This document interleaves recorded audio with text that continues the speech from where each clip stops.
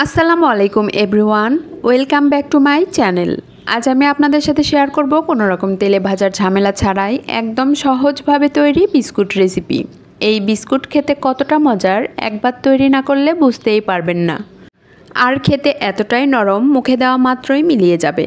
একবার তৈরি করলে বারবার তৈরি করতে চাইবেন। তাহলে আর কথা না বাড়িয়ে চলে যাচ্ছি রেসিপিতে।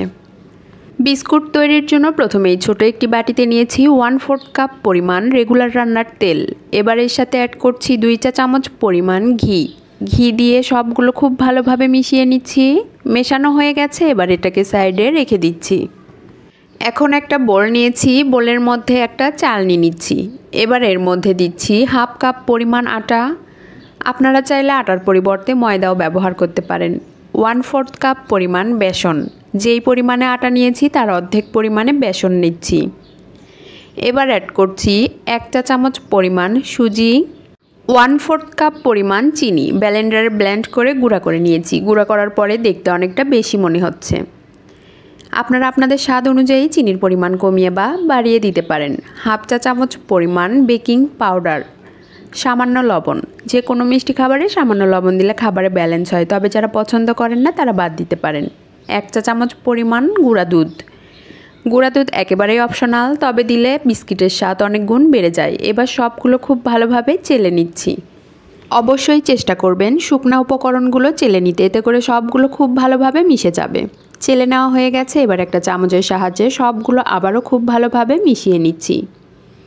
মেশানো হয়ে গেছে, এবার আগে থেকে রেডি করে রাখা তেল এর সাথে অ্যাড করে দিচ্ছি। আপনারা চাইলে তেলের পরিবর্তে মেল্টেড বাটারও ব্যবহার করতে পারেন। তেল অ্যাড করার পর খুব ভালোভাবে মিশিয়ে নিচ্ছি। প্রথমে চামচের সাহায্যে মিশিয়ে নিচ্ছি, এরপর হাত দিয়েই খুব ভালোভাবে মিশিয়ে নিচ্ছি। এই ডো কিন্তু কোনোভাবেই শক্ত হবে না, অনেকটাই সফট আর নরম হবে। মিশাতে গিয়ে যদি মনে হয় ডো অনেকটাই শক্ত হয়েছে, তাহলে এর সাথে আরও কিছুটা ঘি অথবা তেল অ্যাড করে খুব ভালোভাবে মিশিয়ে নিতে পারেন। আর যদি মনে হয় ডো অনেকটাই নরম হয়েছে, তাহলে এর সাথে সামান্য আটা বা বেসন মিশিয়ে সফট ডো তৈরি করে নিতে পারেন। এখন বিস্কিট তৈরি করার জন্য একটা বড় প্লেট নিয়েছি। প্লেটে সামান্য তেল দিয়ে তেল ব্রাশ করে নিচ্ছি। এই প্লেটেই বিস্কিট সেট করব। আপনারা চাইলে প্লেটের উপরে বাটার পেপার বা নর্মাল পেপার বসিয়ে তেল ব্রাশ করে নিতে পারেন। দেখুন ডো কতটা সফট আর নরম হয়েছে। এখন অল্প অল্প ডো হাতে নিয়ে প্রথমে চেপে চেপে এরপর 2 হাতের তালুতে ঘুরিয়ে ঘুরিয়ে গোল বলের মতো তৈরি করে নিচ্ছি। এরপর সামান্য চাপ দিয়ে চ্যাপটা করে নিচ্ছি। আমি কিভাবে কাজটি করছি একটু খেয়াল করলেই বুঝতে পারবেন। আপনাদের বোঝার সুবিধার্থে আরও একটা তৈরি করে দেখিয়ে দিচ্ছি। দেখুন কত সহজেই বিস্কুটগুলো তৈরি হয়ে গেল। সবগুলো বিস্কুট আমি একইভাবে তৈরি করে নিয়েছি। এবার বিস্কিটের মাঝখানে ছোট করে দাগ কেটে নিচ্ছি। বিস্কিট দেখতে আরও বেশি আকর্ষণীয় করার জন্য কিছু কাজু বাদাম কুচি করে কেটে নিয়েছি। এবার অল্প অল্প করে কাজু বাদাম কুচি সবগুলো বিস্কুটের উপরে দিয়ে দিচ্ছি। অবশ্যই চেষ্টা করবেন বিস্কিটগুলো ফাঁকা ফাঁকা করে দিতে, কেননা বেক হওয়ার পরে কিন্তু বিস্কিটগুলো আকারে আরও কিছুটা বড় হয়ে যাবে। এখন একটা চামচের সাহায্যে বাদাম কুচিগুলো একটু চেপে চেপে দিচ্ছি, এতে করে বাদাম কুচি বিস্কিটের সাথে একেবারে সেট হয়ে যাবে। এখন বেক করার জন্য চুলায় একটি প্যান বসিয়েছি। আগে থেকেই 5 মিনিট ফ্রি হিট করে নিয়েছি। এখন ঢাকনা সরিয়ে বিস্কিটের প্লেট বসিয়ে দিচ্ছি। এরপর ঢাকনা দিয়ে ঢেকে বেক করব প্রায় 25 থেকে 30 মিনিট। এ পর্যায়ে চুলার হিট থাকবে মিডিয়াম টু লোয়ের মাঝামাঝিতে। 30 মিনিট পর ঢাকনা সরিয়ে দেখুন, মাশাআল্লাহ বিস্কিটগুলো কত সুন্দরভাবে বেক হয়ে গেছে। এই বিস্কিটগুলো গরম থাকা অবস্থাতে কোনোভাবে প্লেট থেকে তুলতে যাবেন না, তাহলে কিন্তু ভেঙে যাবে, কেননা এই সময় অনেকটাই নরম থাকে।